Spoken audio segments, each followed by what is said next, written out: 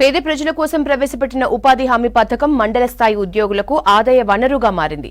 ఇది పేదలకు శాపంగా మారింది. తనిఖీకి వచ్చిన ఉన్నత అధికారులే ఆశ్చర్యపోయేంత అవినీతి జరిగింది. జిల్లాలో ఎక్కడ లేని అవినీతి ఒక అల్లపల్లి మండలంలోనే జరిగిందని బాహటంగానే చెప్పడంలో అక్కడి ఉపాధి పరిస్థితి, ఆ పథకం అమలు ఏ విధంగా ఉందో వేరే చెప్పనక్కర్లేదు.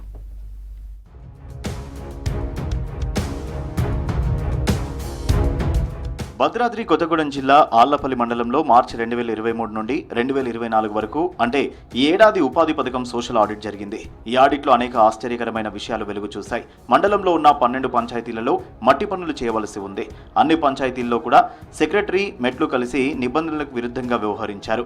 లక్షల ప్రభుత్వ ఆదాయాన్ని దుర్వినియోగం చేశారు. పనుల్లోకెళ్లని వారికి కూడా జాబ్ కార్డులు సృష్టించారు. వారి పేరు మీద మండల అధికారులు మాస్టర్లు వేసి డబ్బులను స్వాహా చేశారు. ఒక్కో చోట పనులు పూర్తి కాకముందే డబ్బులు డ్రా అయ్యాయి. పని చేయలేని మైనర్లకు, వృద్ధులకు జాబ్ కార్డులు సృష్టించారు. పనికి రాకపోయినా వారికి మాస్టర్లు వేసి డబ్బులు డ్రా చేశారు.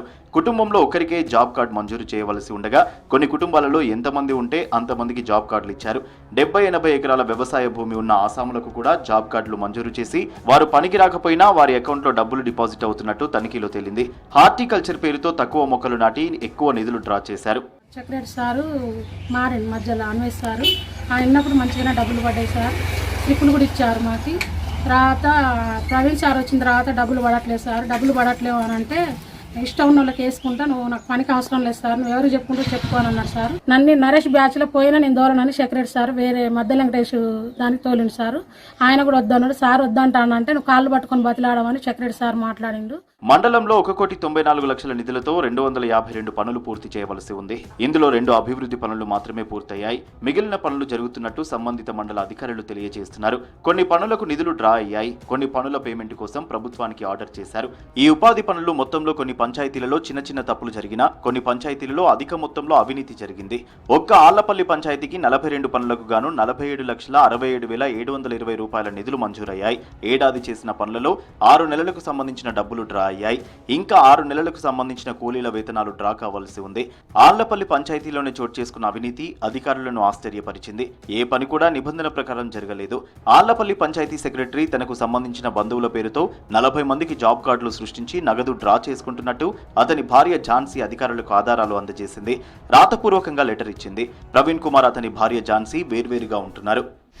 ఆళ్లపల్లి పంచాయతీ సెక్రటరీలో మా ఆయన సెక్రటరీగా వర్క్ చేస్తారు. నాకు తెలియకుండానే నా అకౌంట్లో డబ్బులు డ్రా చేయడం, విత్డ్రా చేయడం, అకౌంట్లు అనేవి మా వాళ్ళ క్యాండిడేట్లు లేకుండానే వాళ్ళ ఆధార్ కార్డు ఉంటే జాబ్ కార్డులు అదనంగా ఒక 40 అకౌంట్ వరకు సృష్టించి వాటి మీద డబ్బులన్నీ నెలకి వారానికి వచ్చేసి పేమెంట్, ఉపాధి హామీ పేమెంట్ 1200 కూడా ఆయన అకౌంట్లో వేసి దాన్ని ఆయన డ్రా చేసుకొని ఏటీఎం ద్వారా తీసుకొని దాన్ని అట్లా ప్రభుత్వ సొమ్ము ఇలా 40 అకౌంట్లు క్రియేట్ చేసి అవినీతి చేసి దుర్వినియోగం చేసేవారు. ప్రతి చిన్న పంచాయతీ నుంచి పెద్ద పంచాయతీ వరకు కూడా మనకి చాలా వరకు కూడా డబ్బులు దుర్వినియోగం అయ్యాయి అనేది ఈరోజు జరిగినటువంటి సోషల్ ఆడిట్లో తెలియడం జరిగింది. అయితే తెలియక తేలినటువంటి విషయాలు ఉన్నాయి. అవి నేను ఖచ్చితంగా జిల్లా కలెక్టర్ గారి దృష్టికి తీసుకెళ్తాను. మన సోషల్ ఆడిట్ టీం తీసుకెళ్తారు. కానీ నేను కూడా నా వంతుగా తీసుకెళ్తాను. ఎందుకంటే ఆళ్లపల్లి మండల కేంద్రంలో ఏవైతే ఈ డబ్బులు దుర్వినియోగం అనేది కొంతవరకు జరిగిందో అది మళ్ళీ రిపీట్ కాకుండా ఉండేది. పంచాయతీలో జరిగిన పనులు తక్కువ, డ్రా అయిన నిధులు అంతకు రెట్టింపు అని ఆడిట్లో తేలింది. సెక్రటరీ ప్రవీణ్ కుమార్ ఇష్టారాజ్యంగా వ్యవహరించి లక్షల నిధులను దోచుకున్నాడని తేలింది.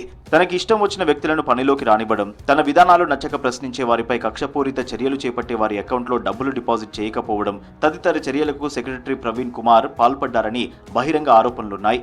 ఆడిట్కు వచ్చిన అధికారి సెక్రటరీ తీరుపై మండిపడ్డారు. ఏదైతే సిబ్బంది నిర్లక్ష్యం వహించారో వారికి సంబంధించిన వివరాలు కూడా జిల్లా కలెక్టర్ గారికి, డిఆర్డీఓ గారికి కూడా సమర్పించడం జరిగింది. ఎవరైతే నిర్లక్ష్యం వహించారో విధుల్లో వాళ్ళకి తగిన పనిష్మెంట్ కూడా త్వరలో జరుగుతుంది. ఎక్కువ ఆళ్లపల్లిలో ఎక్కువ జరిగిందండి.